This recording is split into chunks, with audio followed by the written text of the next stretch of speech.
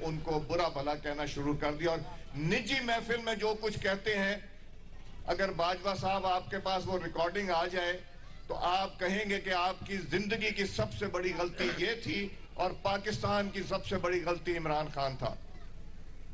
اس کے بعد جہانگیر ترین، جہاز، پیسہ کیا نہیں کیا عمران خان کے لیے، علیم خان نے کیا کچھ نہیں کیا، اون چودھری نے کیا کچھ نہیں کیا، ہر ایک کو عمران خان نے ڈسا۔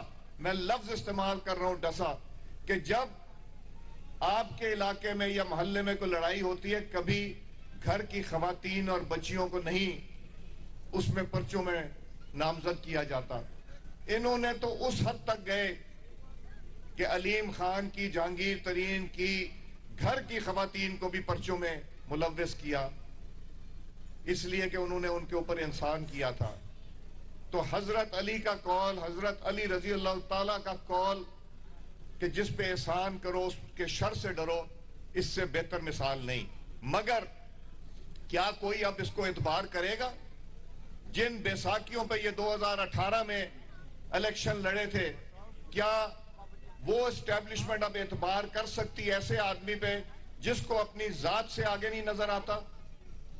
آج کل نئی بحث چلا دی کہ مخلوط حکومت بننے لگی۔ کیوں مخلوط حکومت کا اس لیے ذکر کرتے ہیں کہ مدینہ کی ریاست کہنے والے حضور صلی اللہ علیہ وسلم کا نام لے کے جھوٹ بولنا، اور وہ گھڑی جس پہ خانہ کعبہ کی، جس کو چومتے ہیں ہم، اس کا بھی سودا کر دینا، اس کو بھی بیچ دینا۔ ایک ملک کے بادشاہ نے تحفہ دیا پاکستان کے سلیکٹڈ وزیر اعظم کو، اس کی ذات کے لیے یہ تحفہ نہیں تھا، یہ پاکستان کا تحفہ تھا۔ اگر وہ وزیر اعظم نہ ہوتا تو کیا $12 ملین کا اس کو تحفہ ملتا؟ بالکل نہیں ملتا۔ وہ ملا تھا پاکستان کو تحفہ۔ اس نے نہ صرف پاکستان کو بیچا بلکہ خانہ کعبہ کو بھی بیچ دیا۔ یہ لاج نہیں رکھی کہ اس پہ خانہ کعبہ کی تصویر ہے اور مدینہ ریاست کی بات کرتا ہے۔ یہ منافقت ہے۔ ایسے منافق کو اللہ تعالیٰ کے حضور میں کوئی جگہ نہیں ہے۔ اور یہ تو گھڑی انہوں نے جس کی ذرا کریں $12 ملین کو 230 روپے سے ضرب کرے، کتنا بنتا ہے؟ 2.5 ارب کے قریب بنتا ہے۔ اور وہ کتنے میں بیچی؟ 50 کروڑ میں بیچی۔ اور خریدی کتنے میں؟ وہ خریدی چند کروڑ میں خریدی۔ جس کی قیمت 10 کروڑ لگوائی، 2 کروڑ 2.5 کروڑ میں خریدی اور 50 کروڑ میں بیچی، اور خانہ کعبہ کی تصویر بھی بیچتی۔ یہ پاکستان کی امانت تھی اس کے پاس۔ اب شہباز شریف نے، پرائم منسٹر نے یہ سب ڈسپلے پہ لگا دی ہیں پرائم منسٹر ہاؤس میں، اور اگر بکیں گی تو پوری قیمت پہ بکیں گی، اور جو پیسہ ہے وہ کسی کی جیب میں نہیں جائے گا مگر فلاحی کاموں پہ لگے گا۔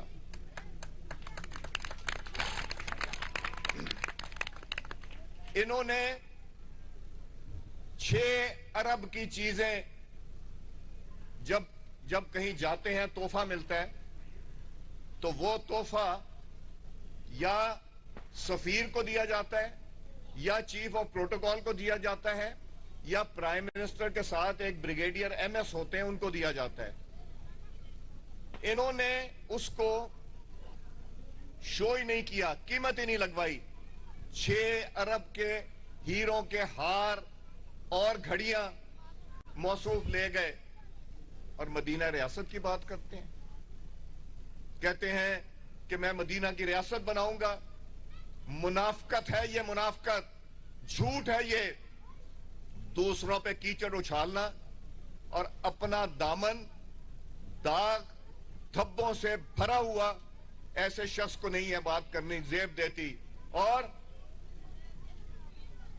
جو آڈیو لیکس آئی ہیں کیا مدینہ کے ریاست کے حکمران ایسی باتیں کرتے ہیں؟ یہ سب نے سنی ہے، کوئی ڈھکی چھپی نہیں.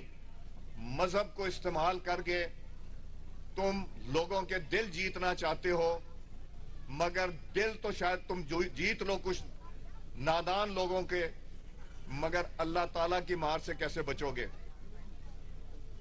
پھر یہ بچنا چاہتے ہیں کہ چونکہ ان کی بچی کا کیس اسلام آباد ہائی کورٹ میں چل رہا ہے، چند دنوں میں فیصلہ آنے والا ہے، توشہ خانہ کا کیس چل رہا ہے، ان کے خلاف فورن فنڈنگ کا، جہاں ہندوستان کے نیشنل، اسرائیل کے نیشنل، ان سے بھی پیسے لیے ہوئے ہیں انہوں نے، اور چھپایا، بتایا نہیں، اور بار بار پوچھنے پہ بھی کہتے تھے کہ ہم نے تو نہیں لیے، مگر اسٹیٹ بینک آف پاکستان نے سامنے رکھ دی ساری کہ کہاں سے پیسہ آیا اور کس نے بھیجا.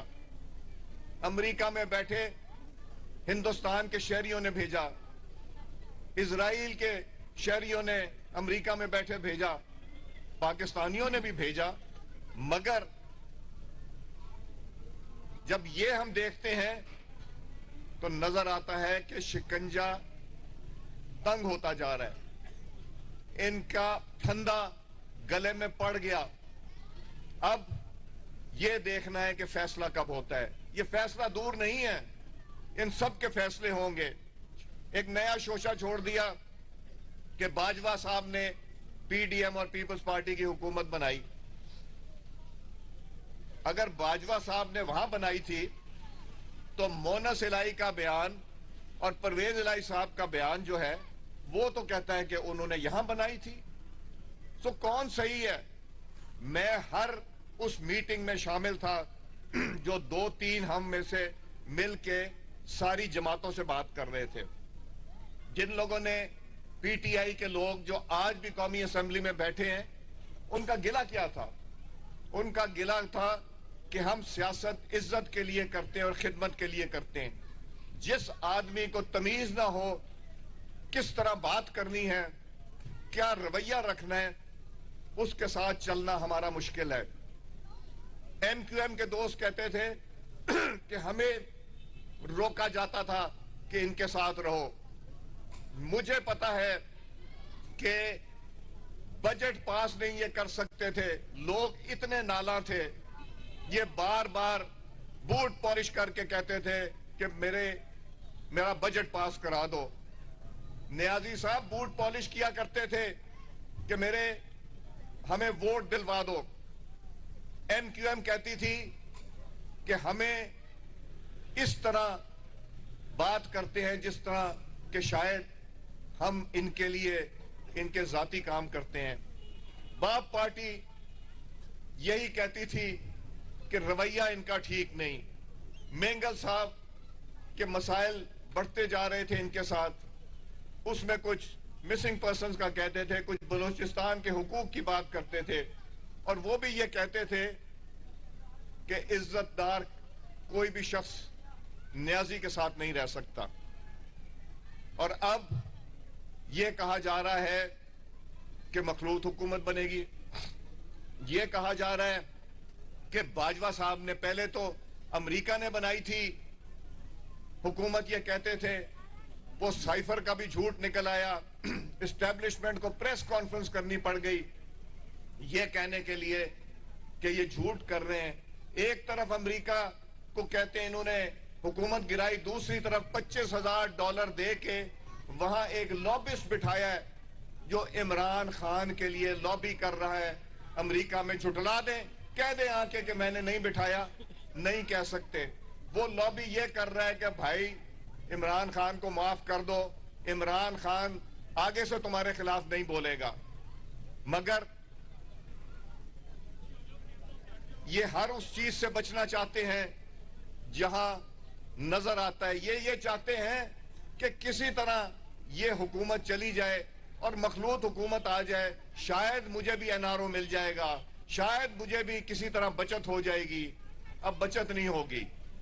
نیازی صاحب، آپ نے جو ظلم اس ملک پہ کیا، آپ نے جن کا ایجنڈا لے کے آئے تھے وہ ایجنڈا پورا کرنے کی کوشش کی، ملک کو بیوقوف بنایا، اسٹیبلشمنٹ کو بیوقوف بنایا، عوام کو بیوقوف بنایا۔ اب لوگ بیوقوف بننے کو بالکل تیار نہیں ہیں۔ نہ تو پی ڈی ایم کی حکومت اور پیپلز پارٹی کی حکومت باجوہ صاحب نے بنائی، نہ کسی اور نے بنائی، یہ نیازی کی نفرت میں بنی ہے۔ عوام کی نفرت، ووٹرز کی نفرت، ایم این ایز کی نفرت، ان جماعتوں کی نفرت جنہوں نے ان کے ساتھ 4.25 سال گزارا کیا۔ کیوں گزارا کیا اور کس کے کہنے پہ گزارا کیا یہ آپ بھی جانتے ہیں، مگر جب انہوں نے ہاتھ کھڑے کر دیے کہ ہم اب بالکل مداخلت نہیں کرنا چاہتے تو یہ آگ بگولا ہو گئے کہ آپ کا تو فرض ہے ہماری مدد کرنا، آپ کیسے کہہ سکتے ہیں کہ آپ مدد نہیں کر سکتے؟ مگر اب مدد نہیں ہوگی۔ اگلا جو الیکشن آئے گا اس میں وہ بیساکیاں نہیں ہوں گی۔ عمران خان تمہارے پاس جو 2018 میں تھی وہ شخصیات نہیں ہوں گی، وہ لوگ نہیں ہوں گے تمہیں جنہوں نے لا کے یہاں پہ بٹھایا، وہ فنڈنگ نہیں ہوگی یہودیوں کی اور ہندوؤں کی جو تمہیں ملی وہ بھی نہیں ہوگی تمہارے پاس۔ تمہارے خلاف دائرہ تنگ ہوتا جا رہا ہے، تم کیسز بھگتنے کی تیاری کرو۔ کیا اس حکومت نے آ کے ایک آدمی کو بھی نیب میں اریسٹ کرایا؟ اس لیے کہ نیب آزاد ہے۔ نیب پہلے جو کرتی تھی وہ پہلے گرفتار کرتی تھی پھر انویسٹیگیشن شروع کرتی تھی۔ نیب نے 90 دن کے لیے حراست میں رکھتی تھی پھر جیل بھیجتی تھی، ایک بھی شخص کو نہیں حراست میں لیا۔ نیب اپنا کام کرے، ہمارا کام نہیں ہے نیب کو کہنا، اس لیے کہ اگر تم طاقت میں آ کے بادشاہت کی کرسی پہ بیٹھ کے کسی سے ظلم کرتے ہو یا عدل کی کرسی پہ جس طرح ثاقب نثار نے بیٹھ کے کیا ظلم کرو گے تو یاد رکھو تمہیں اس جہان میں بھی اس کا بدلہ ملے گا اور اگلے جہان میں بھی ملے گا۔ خان نے اپنی کرسی کو استعمال کر کے، اور کہتے ہیں باجوہ صاحب نے یہ بار بار یہی کہتے ہیں، عمران نے اپنی کرسی کو استعمال کے لوگوں کو حراست میں لیا، اور اس حکومت نے کسی کو حراست میں کرسی استعمال کر کے نہیں لیں گے۔ ثاقب نثار نے جو فیصلہ دیا، جو صادق اور امین کا دیا، وہ تمہارے سامنے آ گیا۔ ثاقب نثار جو گھڑیاں چوری کرتا ہے اور توشے خانے کی چیزیں چوری کرتا ہے وہ ایماندار ہو سکتا ہے؟ وہ ایماندار نہیں ہے۔ تم نے جو دیا وہ میں نے بھی ایفیڈیوٹ دیا ہے جہاں اس نے لکھا ہے اور سائن کیا ہے کہ یہ میرے پاس بے نامی ٹرانزیکشن ہے جو 300 کنال کا گھر اس نے لیا، اور ثاقب نثار نے اس کو بھی کیا۔ اور اب ثاقب نثار کہتا ہے کہ کسی کی مجال نہیں تھی۔ ثاقب نثار مت ایسی باتیں کرو، اللہ تعالیٰ کی پکڑ تم پہ زیادہ ہوگی۔ عدل کی کرسی پہ بیٹھ کے تم نے لوگوں کو انصاف نہیں دیا، تمہارے ساتھ عبرتناک اس جہان میں اور اگلے جہان میں بھی ہوگا۔ اور عمران خان تمہارے ساتھ بھی تمہیں شکست فاش ہوگی انشاءاللہ۔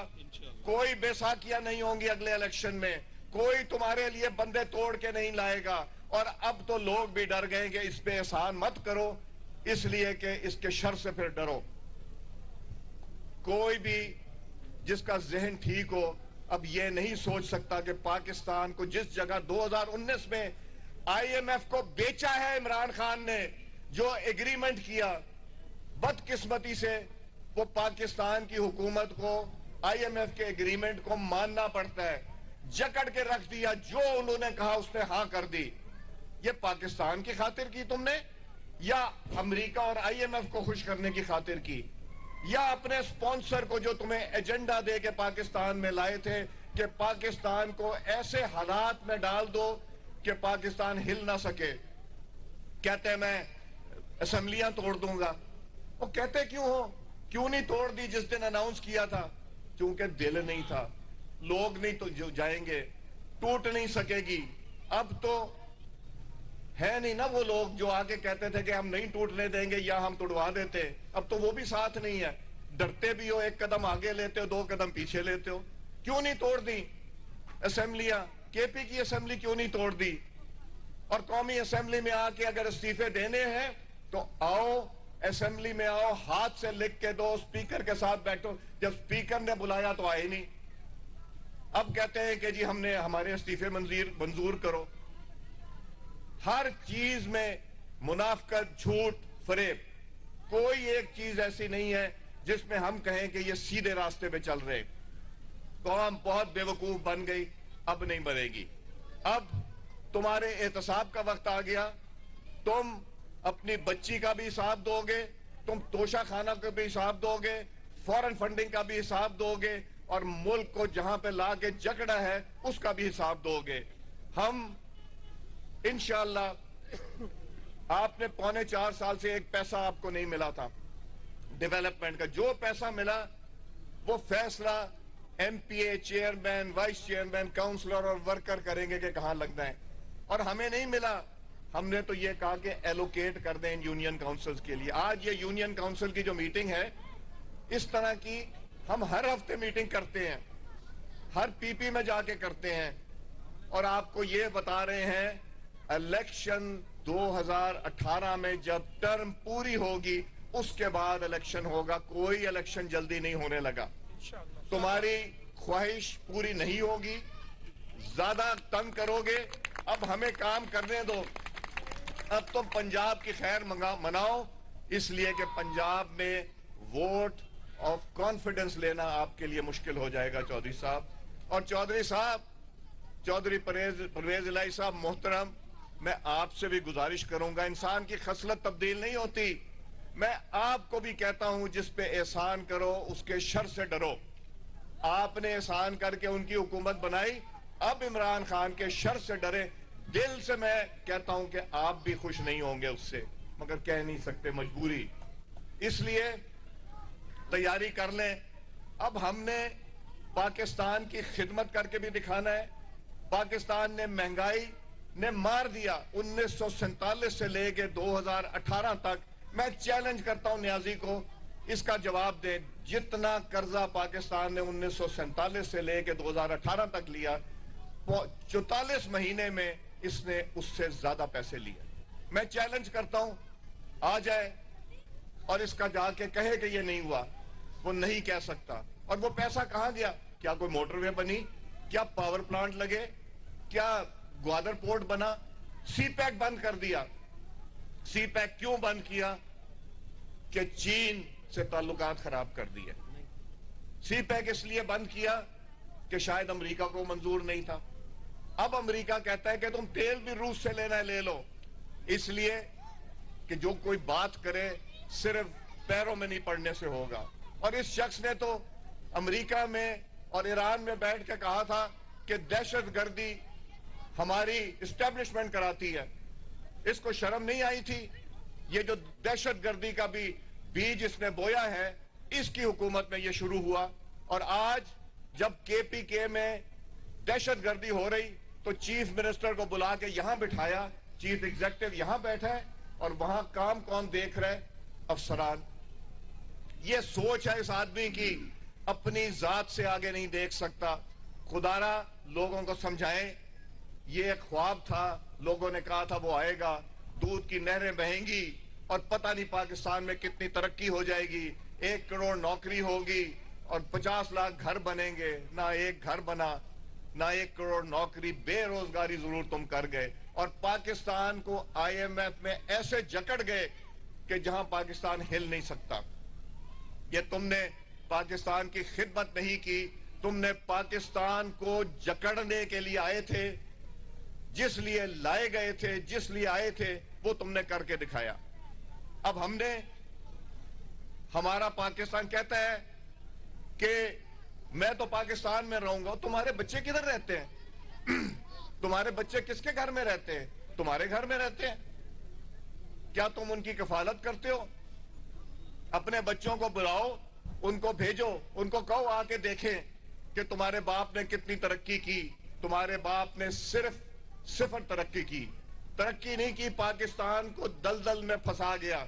बुलाओ अपने तीनों बच्चों को, बेटी को भी और बेटों को भी, اور ان سے کہو کہ دیکھیں کہ تم نے کیا سلوک کیا پاکستان کے ساتھ. دل دکھتا ہے. انشاءاللہ پنجاب حکومت جیسے ہی بنتی ہے تو آپ کو کاموں کی کمی نہیں ہوگی, مگر کاموں سے زیادہ اوپر سوچنے کی ضرورت ہے کہ پاکستان کو کس طرح بچانا ہے. روز کہتا ہے کہ ڈیفالٹ کر جائیں گے. جب روز مارکیٹ میں آ کے اس بازار میں آ کے کہا جائے گا ڈالر مہنگا ہو رہا ہے, ڈیفالٹ کر رہے ہیں, تو کاروباری آدمی کہے گا یار میں بھی پیسے رکھ لوں, میں پروڈکٹ مت لوں, میں موٹر سائیکل نہ لوں, میں اپنا مال خرید کے دکان میں نہ رکھوں, میں پیسے رکھ لوں, ضرورت پڑ جائے گی. یہ جان بوجھ کے عمران نیازی نے کیمپین چلا رہا ہے پاکستان کے خلاف. کیوں کہ ذات اس کی ہے تو سب کچھ ہے, ذات نہیں تو کچھ نہیں. اور ہم کہتے ہیں انسان کی ذات کچھ نہیں. پاکستان پہلے لا الہ الا اللہ محمد الرسول اللہ, اور اس کے بعد پاکستان, اور تیسری چیز کچھ نہیں. میں آپ سب کا شکر گزار ہوں. آپ لوگ تشریف لائیں. سوال کرنے کا رہ گیا کوئی؟ یہ دوست سوال کچھ کرنا چاہتے ہیں, 2-3 سوال لے لوں, پھر میں نے کراچی جانا ہے زرداری صاحب اور MQM کی ملاقات کرانے کے لیے. جی عرفان صاحب.